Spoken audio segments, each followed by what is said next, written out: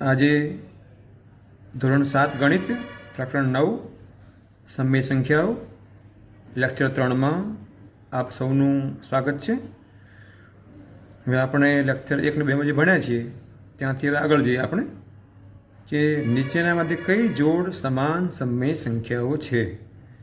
સમાન સમય સંખ્યાઓ છે કે નહીં એ જોવા માટે સૌપ્રથમ તમારે જોવાનું કે કાં તો બંને ધન હોવા જોઈએ કાં તો બંને ઋણ હોવા જોઈએ।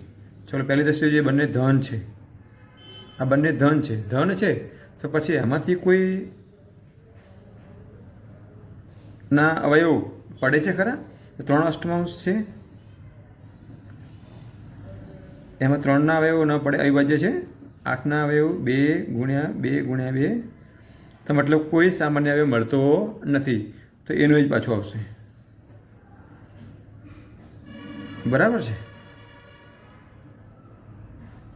હવે 9/24 છે એના અવયવ પાડો, 9ના અવયવ 3 ગુણ્યા 3 અને 24ના અવયવ 2 ગુણ્યા 2 ગુણ્યા 2 ગુણ્યા 3, 3 3 દૂર થાય છે, કેટલા વધ્યા? અહીં 3 વધ્યા, અહીંયા 2 2 4 4 2 8। અહીં તમે જુઓ બંનેના પરિણામ કેવા આવે છે, તમે જુઓ સરખા આવે છે ને, બંનેનું અતિ સંક્ષિપ્ત રૂપ અથવા પ્રમાણિત સ્વરૂપ સરખું આવે છે। એટલે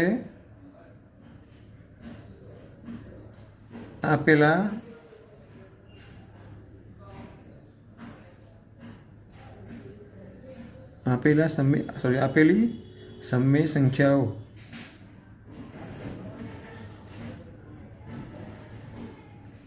પ્રમાણિત સ્વરૂપમાં ફેરવતા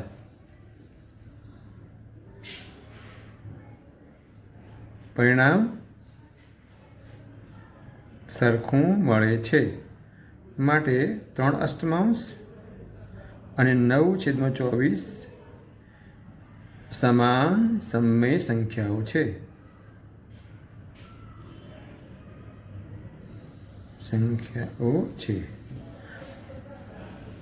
દાખલો 2 તમે જુઓ, અહીંયા જે પહેલા દ્રષ્ટિએ જોવાનું કે બંને ઋણ છે, ઓકે, બંને ઋણ છે તો ઋણ 5/7 એના અવયવ કોઈના પડતા નથી, કે 5 અને 7 બંને કેવી સંખ્યાઓ છે? અવિભાજ્ય, કોઈના અવયવ પડતા નથી, તો એનું એ પરિણામ આવશે ઋણ 30/42। હવે ઋણ 30 એમાંથી ઋણ દૂર કરવું તો શું આવે? ઋણ 1 ગુણ્યા 30/42, તો ઋણ 1 30ના અવયવ કયા પડશે? 2 ગુણ્યા 3 ગુણ્યા 5 છેદમાં 42ના અવયવ કયા પડશે? 2 ગુણ્યા 3 ગુણ્યા 7। અહીં તમે અવયવ દૂર કરો સમાન, ચલો શું વધે છે? ઋણ 1 ગુણ્યા 5 વધે છે અને 7, ઋણ ધન ઋણ 5 એકા 5, ઋણ 5/7, બરાબર છે। તો અહીંયા કેટલા આવ્યા હતા? ઋણ 5/7, અહીં પણ ઋણ 5/7, બંને કેવા મળે છે? સરખા। તો બંનેના ગુણોત્તર કેવા મળે છે? ગુણોત્તર સરખા મળે છે। તમે આવું પણ લખી શકો, આપેલી સમય સંખ્યાઓને પ્રમાણિત સ્વરૂપમાં ફેરવતા પરિણામ સરખું મળે એ પણ ચાલે, અને બંનેના ગુણોત્તર સરખા મળે છે એ લખો તો પણ ચાલે। માટે ઋણ 5/7 અને ઋણ 30/42 એ સમાન સમય સંખ્યાઓ છે। આગળ જોઈએ, ઋણ 8/ઋણ 5 ને ઋણ 24/15। હવે આ છેદમાં ઋણ હોય તો ક્યાં લઈ જવાનું? આપણે અંશમાં લઈ જવાનું, કેમ કે છેદ છે ને એ ક્યુ છે, ઉપર પી છે નીચે ક્યુ છે, ક્યુ કદી ઋણ હોતો નથી, ભલે ઋણ 5 અહીં છે પછી એના ઉપર જ જશે, ઋણ 8/5। ઋણ 8ના અવયવ પાડો, જો બંને ઋણ છે, બંને ઋણ થઈ ગયા ને, તો હવે જુઓ ઋણ 8ના અવયવ પડાવો, અહીં 8ના અવયવ પાડશો તો 2 ગુણ્યા 2 ગુણ્યા 2 આવશે અને 5ના અવયવ 5 આવશે, એટલે ઉડશે નહીં, એકે ઉડશે નહીં, એક બંનેમાંથી એકેમાં પણ સામાન્ય અવયવ નથી, તો એનું જ પરિણામ આવશે, બરાબર છે। પછી ઋણ 24/15, ઋણ 24 ના આવે પાડો, ઋણ બહાર કાઢો એટલે ઋણ 1 ગુણ્યા 24/15. તો ઋણ 1 24 ના કયા પડશે 2 ગુણ્યા 2 ગુણ્યા 2 ગુણ્યા 3 અને 15 ના આવે એવું 3 ગુણ્યા 5. 3 3 દૂર થાય છે. ચલો શું થયા ઋણ 1 ગુણ્યા અહીંયા 2 ગુણ્યા 2 ગુણ્યા 2/5. તો ઋણ 1 2 2 4 4 દુ 8/5. તો ઋણ ધન ઋણ 8 એકા 8/5. આ તમે પરિણામ જુઓ અને આ જુઓ બંને કેવા આવે છે સમાન આવે છે. તમે કહી શકો કે 8/5 અને ઋણ 24/15 સમાન સમય સંખ્યાઓ છે. એ તમે જુઓ ઋણ 3/2 અને અહીં તમે આ મિશ્ર સંખ્યા છે. તમે આ સુધી ફેરવો કરો ગુણ્યા વત્તા 2 એકા 2 2 ને 1 3 ફરી એકવાર 2 એકા 2 અને 1 3 એ 3/2 આવે છે. હવે આ ઋણ ચિહ્ન છે ઋણ 1 ઉપર સંખ્યા મૂકી દેવાનું. જો બંને કેવા મળે છે સરખા. તો તમે કહી શકો કે ઋણ 3/2 અને ઋણ 1/1/2 સમાન સમય સંખ્યાઓ છે. હવે તમે કહી શકો તમે આગળ જઈએ નવા મુદ્દા તરફ.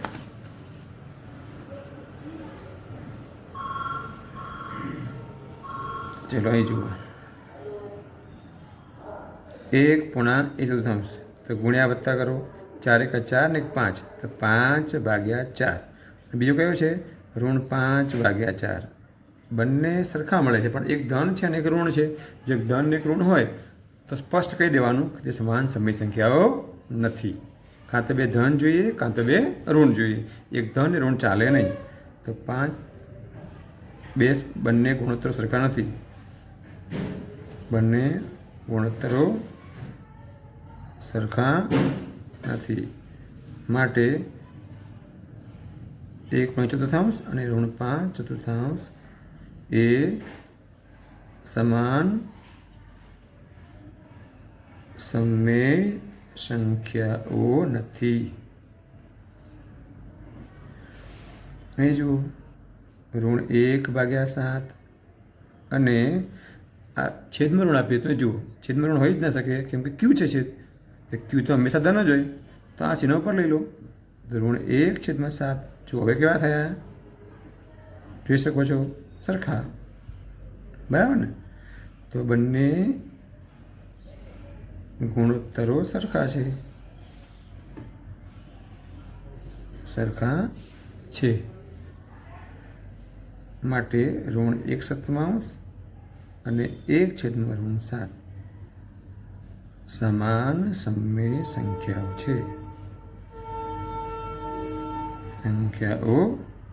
છે. અહીં તમે જુઓ 7/11 અને જુઓ પણ બે એક જ જેવા છે પણ એક કેવું છે એક ધન છે અને એક ઋણ છે. આની જેમ જ આ બે ઋણ હતા પણ આ જુઓ એક ધન હતો અને એક ઋણ હતો. તો 7/11 છે એક અને બીજો કેવો છે ઋણ 7/11. બે છે સમાન પણ એક ધન એક ઋણ છે.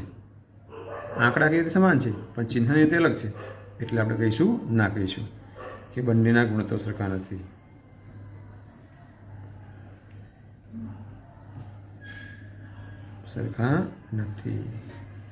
માટે 7/11 અને ઋણ 7/11 એ સમાન સમય સંખ્યાઓ નથી. અહીં તમે જુઓ 7/9 અને 9/7. હવે આ સમાન છે કે નહીં કે નક્કી કરીએ આપણે. તો બંને છેદ તો સરખા છે નહીં. તો અહીંયા છે 7/9 અહીં છે 9/7. બંનેના છેદ સરખા નથી. જો છેદ સરખા કરવા હોય તો તમારે છેદનો લસા લેવો પડે. 9/7 લસા કેટલો આવશે 63. લસા કેટલો આવશે 63. ચલો હવે તમે લસા શોધજો સાઈડમાં, અહીં લખું છું લસા ખાલી હું સમજ માટે. લસા 63 લસા, સોરી 9 અને 7નો લસા. 3 ભાગ ચલાવો, 3 3 9, 7 ના 7. 3 ભાગ ચલાવો, 3 1 3, 7 ના 7, 7 નો 1 1 3 3 9, 9 7 63 છે લસા. તમે જોઈ શકો છો, બરાબર છે. તમે 63 લસા છે તો આ બંનેની છેદમાં કેટલા લાવો? 63 લાવો. 9 ને કેટલા વડે ગુણ્યા 63 આવે? 9 ગુણ્યા 7. અને 7 ને કેટલા વડે ગુણીએ તો 9 વડે. 9 7 63, જેટલા છેદમાં મૂક્યા એટલા અંશમાં મૂકો, ગુણ્યા 7. જેટલા છેદમાં મૂક્યા એટલા અંશમાં મૂકો. 7 7 49 છેદમાં 63, અને 9 9 81 છેદમાં 63.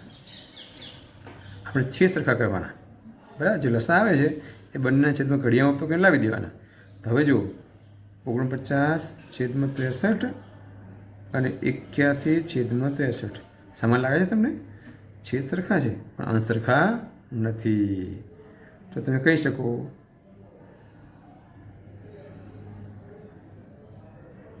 અહીં બંનેના છેદ સરખા છે પરંતુ અંશ સરખા નથી. માટે 7 9 અને 9 7 એ સમાન સમય સંખ્યાઓ નથી, અર્થ કહી શકીએ આપણે, બરાબર છે. આગળ જઈએ. ખાલી જગ્યામાં નીચેની દરેકમાં equal to, greater than, less દેનનો ઉપયોગ કરો. થી મોટા અને ગુરુ કહે છે, થી મોટો અંગ્રેજીમાં ગ્રેટર દેન, નાનો હોય એને લઘુ કહે છે, થી નાનો કહે છે, લેસ દેન કહે છે. સરખાપણું એને સમાન કહે છે, સરખાપણું અથવા કહે છે ઇક્વલ ટુ, એને ઇક્વલ ટુ કહે છે, ઇઝ ઇક્વલ ટુ પણ કહે છે ને. ચલો અહીં જોવાનું છે આપણે. હવે યાદ રાખવાનું, સંખ્યા રેખા પર જોઈએ આપણે તો શૂન્ય વચ્ચે આવે છે, અને શૂન્યથી ડાબી બાજુએ ઋણ પૂર્ણાંકો છે, શૂન્યથી જમણી બાજુએ ધન પૂર્ણાંકો છે. પણ તમામ ઋણ પૂર્ણાંકો કરતાં શૂન્ય મોટો, અને તમામ ઋણ પૂર્ણાંકો અને શૂન્ય કરતાં ધન મોટા છે. તો સૌથી નાની સંખ્યાઓ ઋણ સંખ્યાઓ, એનાથી મોટી શૂન્ય, એનાથી મોટી ધન સંખ્યાઓ. તો એક ઋણ અને ધન હોય તો યાદ રાખવાનું કે ઋણ અને ધનમાં ઋણ સંખ્યા નાની જ હોય, કેમ કે એ સંખ્યા ક્યાં આવે છે? ડાબે આવે છે.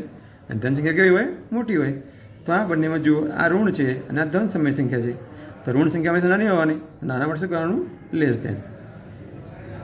અહીં તમે જુઓ 3 7 અને ઋણ 1 8. આ ધન છે, આ ઋણ છે. તો ધન પૂર્ણાંકો કેવા હોય છે? સંખ્યા રેખા પર જમણે હોય છે. ઋણ કેવા હોય છે? ડાબે હોય છે. તો આ ધન સંખ્યા મોટી છે તો ગ્રેટર દેન કરવું. આ શૂન્ય છે અને આ ઋણ પૂર્ણાંકો છે. તો ઋણ પૂર્ણાંક કરતાં શૂન્ય કેવો છે? મોટો છે. તો આ બંનેમાં આ સંખ્યા મોટી છે, આ પૂર્ણાંક મોટો છે, ગ્રેટર દેન કરવું. ઋણ 7 15 અને 0. આ ઋણ છે અને 0 છે. તમામ ઋણ કરતાં 0 કેવો હોય છે? યાદ કરો સંખ્યા રેખા, ઋણ કરતાં 0 મોટો હોય છે, મતલબ આ સંખ્યાઓ કેવી છે? નાની છે. જો આ સંખ્યાઓ નાની હોય તો લેસ દેન. જુઓ બંને ઋણ છે. ઋણ 4 પંચમાંશ બ્લોક છે, ઋણ 2 સપ્તમાંશ. હવે અહીં તો આપણને ખબર પડતી નથી, બે ઋણ છે તો શું કરવું? તો ફરી આપણે અગાઉ રીત કરી એમ કરવાની.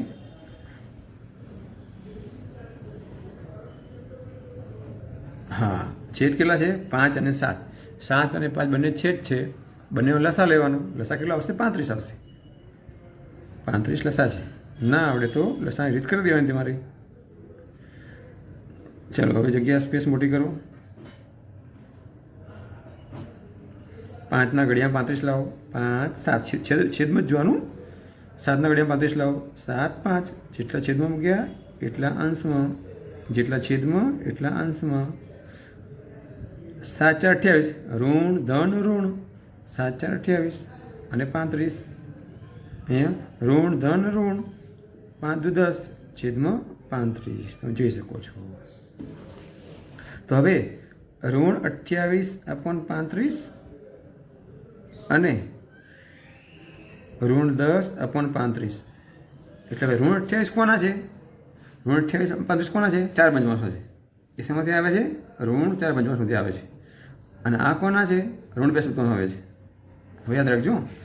હવે સંખ્યા રેખા પર હવે બંને છેદ સરખા છે એટલે આપણે છેદ જોવાની જરૂર નથી. અંશ જુઓ. -28 અને -10.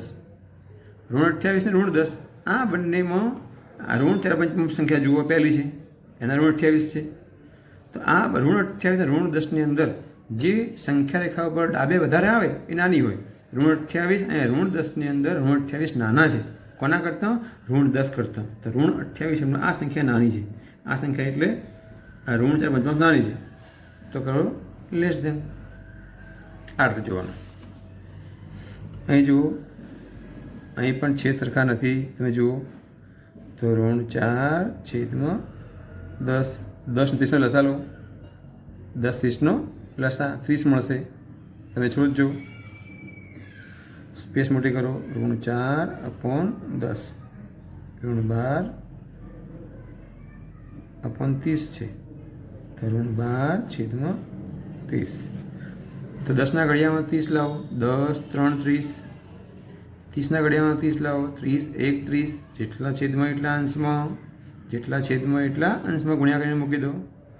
ઋણ ધન ઋણ 3 4 12 30. એ ઋણ ધન ઋણ 12 30. જુઓ આ બંનેનું સ્વરૂપ કેવું આવે છે? સરખું આવે છે. જોઈ શકો છો. તો બંનેના ગુણોત્તરો કેટલા આવે છે? સરખા મળે છે. તમે જોઈ શકો છો. બંનેના ગુણોત્તર કેવા મળે છે? સરખા મળે છે. બંને ગુણ સરખા મળે છે તો મતલબ આ બંને કેવા છે? સરખા હશે. તો તમે અહીંયા ઇક્વલ ટુ નિશાન તમે મૂકી શકો. અહીં તમારે બરાબર તમે મૂકી શકશો. હવે આગળ જોઈએ. -8/9 અને -2 સપ્તમાંશ. અહીં પણ તમે જો બંને છેદ કેવા છે? અસમાન છે. વિષમછેદી અપૂર્ણાંક છે. વિષમછેદી અપૂર્ણાંક હોય તો તમારે છેદનો શું લેવો પડે? લસા લો. તો 9 અને 7નો લસા લો કેટલો મળશે તમને ખબર છે? ના આવડે રીત કરી લેવાની. 63 લસા મળશે. બરાબર છે. તો હવે સ્પેસ મોટી કરો. -8/9 અને -2/7. લસા કેટલા આવે છે? 63. તો છેદમાંથી 63 લાવવાના છે. 9 સીતા 63. 7 9 63. ચલો છેદમાં મૂક્યા એટલા અંશમાં, છેદમાં મૂક્યા એટલા અંશમાં. ઋણ ધન ઋણ 8 7 56/63. ઋણ ધન ઋણ 2 9 18. ઋણ 18/63. આ ચિહ્નો ખાસ યાદ આવવાના છે. ઋણ ધન ઋણ આપણે ભણ્યા હતા અગાઉ. એ ચિહ્નો યાદ રાખવાના છે. પછી છેદ કેટલા થઈ ગયા? સરખા થઈ ગયા. તો છેદ સરખા થયા તો અંશ જુઓ. હવે છેદ સરખા આપણે છેદ નહીં જોવાના, અંશ જોવાના. તો -56 ને -18 એમાંથી આ -56 કેવા છે? એ નાના છે. કેમ કે ડાબે આવે છે, આ જમણે આવે છે. સંખ્યા રેખા પર બે પૂર્ણાંકોમાં, બે સમય સંખ્યામાં જે ડાબે આવે એ નાની હોય, જમણે આવે એ મોટી હોય. આપણને ખબર છે. -56 ને -18 એમાં -56 નાના મતલબ એ ડાબે આવે છે. તો મતલબ -8/9 કેવા છે? નાના છે. તો એમ કહો લેસ દેન. આવી લખી શકો -56/63 લેસ દેન -18/63. માટે -8/9 લેસ દેન -2/7. આવું તમે કહી શકો. તમે અહીં તમે જુઓ. પહેલાં જુઓ બંનેના આ ઋણ છે, આ પણ ઋણ છે. જે આ ઋણ છે ને -3 છેદમાં આપે છે કે ગણવાનું આપણે અંશમાં. તો -3/10 આ ઉપર લઈ જાઉં તો -3/10. તો સરળ થઈ ગયું. બંને સમાન થઈ ગયા, એક જેવા થઈ ગયા, ઇક્વલ ટુ. આ રીતે કરી શકીએ આપણે. હવે નીચેની સંખ્યાઓને ચડતા ક્રમમાં ગોઠવો. ચડતા ક્રમમાં સંખ્યાઓ ગોઠવવી હોય તો સૌથી પહેલાં આપણે છેદ જોવાના. આ છેદ કેવા? સરખા છે. ઓહો, સમછેદી છે. સમછેદી અપૂર્ણાંક છે તો મતલબ આપણે લસા લેવાની જરૂર નથી. આપણે લસા શા માટે લઈએ છીએ? છેદ સરખા કરવા માટે. સમછેદી અપૂર્ણાંક જ છે એટલે હવે ચડતા ક્રમ કઈ સંખ્યા પહેલી આવે? નાની સંખ્યા પહેલી આવે. નાની સંખ્યા પહેલી આવે. અને આમાં બધા નાની કઈ છે યાદ કરો, સંખ્યા રેખા યાદ કરો. નાની કોને કહેવાય? સંખ્યા રેખા પર છેલ્લે હોય તો ઋણ 3 ડાબી બાજુ આવે, એનાથી જમણે ઋણ 2 આવે, એનાથી જમણે ઋણ 1 આવે. તો ઋણ 3 નાની છે, ચલો 7 મૂકી દો. એના પછી શું આવે? ઋણ 2/7, એના પછી ઋણ 1/7. મતલબ સંખ્યા રેખા પર ઋણમાં ઊંધું હોય છે. નાનો એ મોટો કહેવાય, મોટો એ નાનો કહેવાય છે. આ ઋણ 3 નાનો છે, આ ઋણ 3 ડાબે આવે એ સૌથી નાનો, આ એનથી મોટો, એનથી મોટો. સંખ્યા રેખા ઊંધું હોય છે. તો ચડતા ક્રમ માટે ગોઠવી દેવાના છે. અહીં તમે જુઓ, અહીં ઋણ 1/4, ઋણ 3/8, ઋણ 1/16 છેદ સરખા નથી. તો સૌથી પહેલાં શું લઈશું આપણે? બોલો, છેદનો લસા. આ લસા તમારે ખાસ પ્રેક્ટિસ કરવી પડશે. 4, 8 અને 16. 2, 2, 4, 8. 2, 1, 2, 4. 2, 1, 1, 2. 2, 1, 1, 1. 2, 2, 4. 4, 2, 8. 8, 2, 16. 16 લસા આવે છે. તો અહીંયા ઋણ 1/4, ઋણ 3/8 આ બાબતે લખો. એ ઋણ 1/16 આ બધા તમારે લખવાના છે, અહીંથી લખવાના છે. હવે 4ના ઘડિયામાં 16 લાવો. છેદ જોવાનો, આપણે છેદ સરખા કરવાના છે. 4ના ઘડિયામાં 16, 4, 4, 16. 8ના ઘડિયામાં 16, 8, 2, 16. 16ના ઘડિયામાં 16, 16, 1, 16. જેટલા છેદમાં એટલા અંશમાં, જેટલા છેદમાં એટલા અંશમાં, છેદમાં એટલે એ મૂકી દેવાના. બરાબર. ઋણ ધન ઋણ 4, 1, 4 છેદમાં 16. ઋણ ધન ઋણ 3, 2, 6 છેદમાં 16. ઋણ 1 છેદમાં 16 જોઈ શકો છો આપણે. હવે ચડતામાં ગોઠવવા આવે તો કઈ? ચલો હવે ઋણ 4 છેદ તો 16, 16, 16 છેદ સરખા છે, છેદ જોવાના નહીં. હવે ચડતા ગામમાં કઈ છે? પહેલી આવે નાની. સૌથી નાની ક્યાં આવે? છેલ્લે ડાબી બાજુ હોય. તો ઋણ 4, ઋણ 6, ઋણ 1. છેલ્લે કોણ આવશે? ઋણ 6 આવશે. એ પહેલાં લઈ લો. ઋણ 6 છેદમાં 16. એનાથી જમણે આવો તો ધીમે ધીમે આવો તો ઋણ 4 છેદમાં 16. એનાથી ઋણ 1 છેદમાં 16. ઋણ 6 કોના હતા? ઋણ 3/8. એ સૌથી નાના છે. આના આધારે ઋણ 6 16 જવાબ આવે છે ઋણ 3/8. એ સૌથી નાના છે. આ ચડતા ક્રમમાં ગોઠવીએ આપણે. બરાબર છે. તો ઋણ 6 છેદમાં 16 કોના છે? ઋણ 3/8. એ સૌથી પહેલાં લઈ લો. પછી ઋણ 4 કોના છે? ઋણ 1/3 છે. અને પછી ઋણ 1/16 કોના છે? ઋણ 1/16 છે.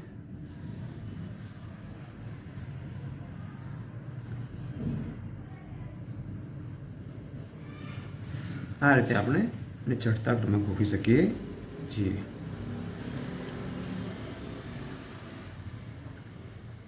બરાબર છે. આ રીતે તમે સમજી શકો છો.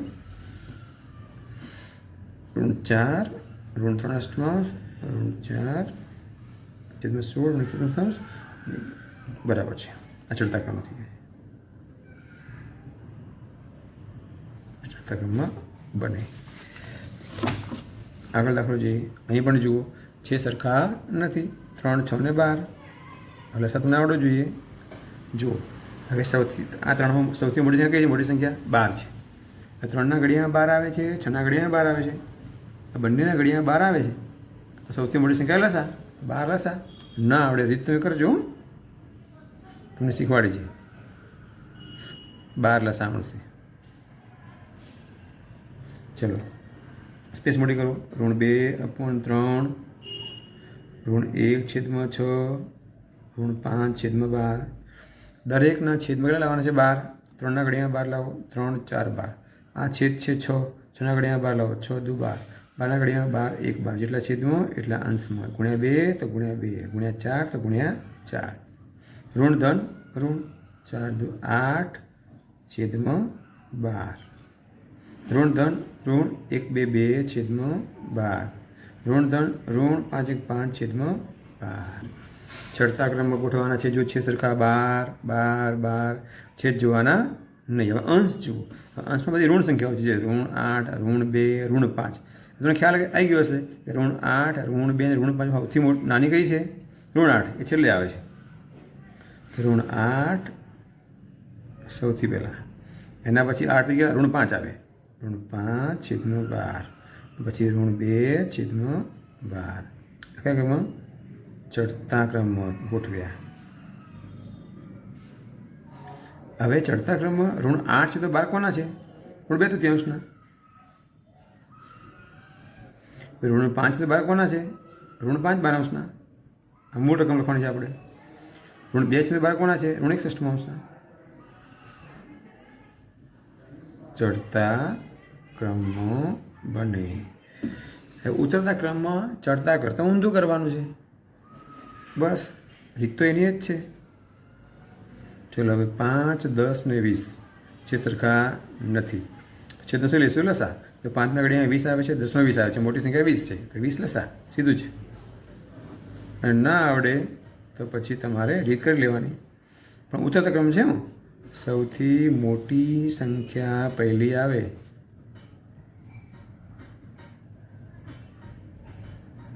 યાદ રાખવાનું. ચલો ઋણ 2/5, ઋણ 3/10, ઋણ 7/20. ચલો હવે 5ના ઘડિયા 20 લાવો, 5, 4, 20.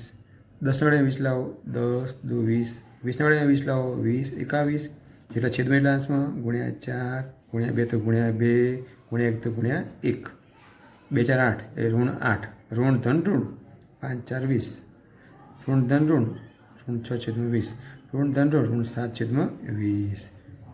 અહીં ખાસ ખબર રાખવાની કે અહીંયા ઉતરતો ક્રમ છે તો સૌથી મોટી કોને કહેવાય? આવે ઋણમાં જે આ ત્રણમાં ઋણ 8 છે, ઋણ 6, ઋણ 7 છે સરખા થઈ ગયા. છેદ જોવાનું છે નહીં તો અંશ જુઓ. ઋણ 8, ઋણ 6 અને ઋણ 7. આ ત્રણમાં જમણી બાજુ કઈ આવે છે? ઋણ 6. આ સૌથી મોટી. ઋણ 6/20. એનાથી પછી નીકળો તો કયા આવે? ઋણ 7/20. એનાથી પછી ઋણ 8/20. તમે જોઈ શકો છો તમે. આ કયા ક્રમમાં છે? ઉતરતા ક્રમમાં. શું કર્યું આપણે? ચડતા શું કરતા હતા? જે સૌથી મોટી હતી ઋણમાં એ પહેલાં લેતા હતા, પછી એનાથી નાની. ઉતરતામાં કેવું છે? ઊંધું છે. સૌથી નાની મોટી કહેવાય. ઋણ સૌથી નાની છે એ મોટી, એનાથી મોટી ઋણ 7, એનાથી મોટી ઋણ 8. આ ઋણ 6/20 કોના હતા? જુઓ, ઋણ 6/20 ઋણ 3/10માં હતા. પછી ઋણ 7/20 કોના હતા? એ ઋણ 7/20ના જ હતા. ઋણ 8/20 કોના હતા? ઋણ 2/5માં હતા. ઉતરતા ક્રમમાં છે.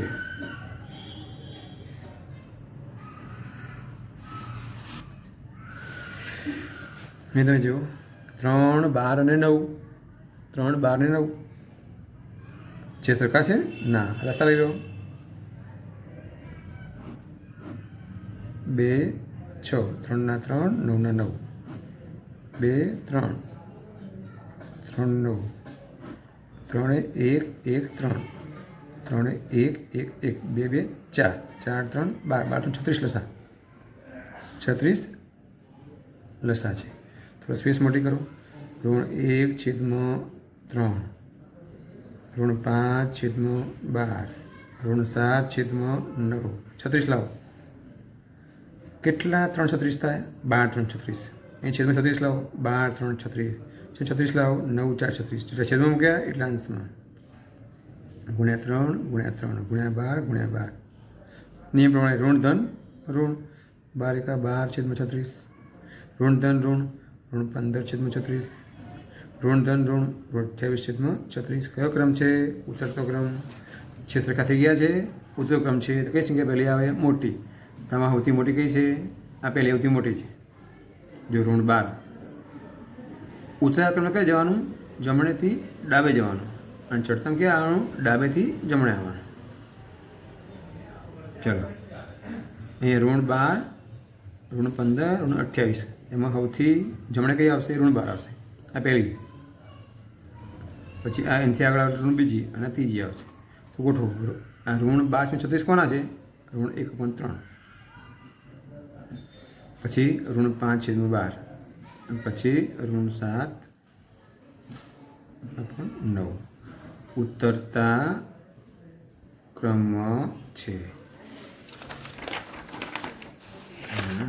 તમને એ આવડી ગયું છે. હવે આપણે સરવાળા કરવાના છે અને સરવાળા કરશું આપણે.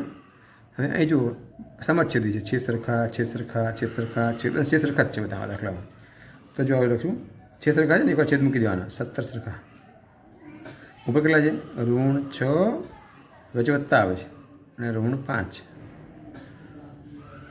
-6 વત્તા -5 છે સરખા છે એકવાર મૂકી દીધા. ચલો હવે બે ચિહ્નો પાસે પાસે આવે ને તો નિયમો છે. બે ઋણ હોય, ઋણ ઋણ ધન, ગુણાકારનો નિયમો ધન ધન ધન, ઋણ ધન ઋણ, ધન ઋણ ઋણ. આપણે આગળ ગુણા કરતા એ જ નિયમ છે. અહીં જુઓ -6 બે ચિહ્નો પાસે પાસે જુઓ ધન ઋણ, ધન ઋણ ઋણ કરી દેવાનું -5 છેદમાં 17. બંને પૂર્ણાંક કેવા છે? ઋણ છે. જો બે પૂર્ણાંકો ઋણ હોય સમજો, બે ધન હોય 6 + 5 તો શું કરીએ? 11 કરીએ. બરાબર છે. એટલે -6 અને -5 હોય તો કરવાના 11, પણ જવાબમાં શું મૂકવાનું? ઋણ મૂકવાનું. યાદ રાખવાનું. બીજું ઉદાહરણ સમજીએ આપણે. 3 + 4 + 5 છે. 3 ને 4 7, 7 × 5 12 ધન થાય. 3 ઋણ હોય તો -3 ઋણ 4 ઋણ 5 કરવાનો સરવાળો જ. ઋણ પૂર્ણાંક હોય તો પણ તમારે સરવાળો જ કરવાનો. 3 ને 4 12, 3 ને 4 7 × 5 12 12 ખરા પણ ઋણ 12 ખબર રાખવાની. આ રીતે કરવાનું છે આપણે, યાદ રાખીશું. જેવી રીતે અહીંયા બે ઋણ છે તો -6 અને -5 -11 છેદમાં 17 દાખલો પૂરો. એ શું કરીશું આપણે? છે સરખા છે એકવાર મૂકી દો 15, પછી -9 વત્તા -4. ચલો -9 બે ચિહ્નો જો પાસે પાસે ધન ઋણ ઋણ 4 છેદમાં 15. નિયમ મુજબ બે ઋણ હોય તો શું કરવાનો? સરવાળો. 9 × 4 13, 13 મૂકવાના આપણે કેવા? ઋણ છેદમાં 15. જોઈ શકીએ છીએ આપણે અહીં જેવી 3 રકમ છે, 2 તેવી 3 છે તો એની જ એકવાર 20 મૂકી દો. -11 પછી વત્તા પછી -5 પછી વત્તા પછી -1. ચલો હવે -11 વત્તા ઓછા ચિહ્નો યાદ કરો, બે અલગ અલગ છે. -5 વત્તા ઓછા ઓછા 1 છેદમાં 20. અહીં જો 3 પૂર્ણાંક કેવા થયા છે? ઋણ થયા. અહીં શીખ્યા ને આપણે 3 ધન હોય તો સરવાળો કરવાનો, ધન બાર મૂકવાનો. 3 ઋણ હોય તો પણ સરવાળો, પણ ચિહ્નમાં ઋણ મૂકવાનું. તો 11 5 16 17 -17 છેદમાં 20. 17 મૂકવાના પણ ઋણ મૂકવાના. આ દાખલો ગણીશું આપણે આ રીતે. અહીંયા દાખલો જોઈએ આપણે. છેદમાં કેટલા છે? 17 છે. સરખા છે, સમછેદી છે. એકવાર મૂકી દો 17. પછી અહીંયા -3 વત્તા, જુઓ હવે છેદ નહીં મૂકવાનો, અંશ જ મૂકવાનો. -1 વત્તા છેદ નીકળે અંશ જ જુઓ -4. બરાબર. હવે ચલો -3 બે અલગ અલગ ચિહ્નો જુઓ, ધન ઋણ ઋણ પછી 1, ધન ઋણ ઋણ પછી 4. બે ચિહ્નોને એક ચિહ્ન કરી દેવાનું નિયમના આધારે ભાગ્યા 17. ચલો બધા ઋણ થયા. ઋણ પૂર્ણાંકો શું કરવાનો? સરવાળો. બધા ધનને સરવાળો કરવાનો, ઋણને સરવાળો કરવાનો. તો 3 ને 4 4 4 8 પણ ઋણ 8 મૂકવાના /17. આ મુજબ મિત્રો તમે દાખલા ગણવાના છે, સમજવાના છે. વિડીયો 1 થી 2 વાર જોજો. એ સિવાય તમને થોડીક કન્ફ્યુઝન થઈ શકે છે. ધ્યાનથી સમજજો, વિચારજો અને દાખલા ગણજો. ધન્યવાદ.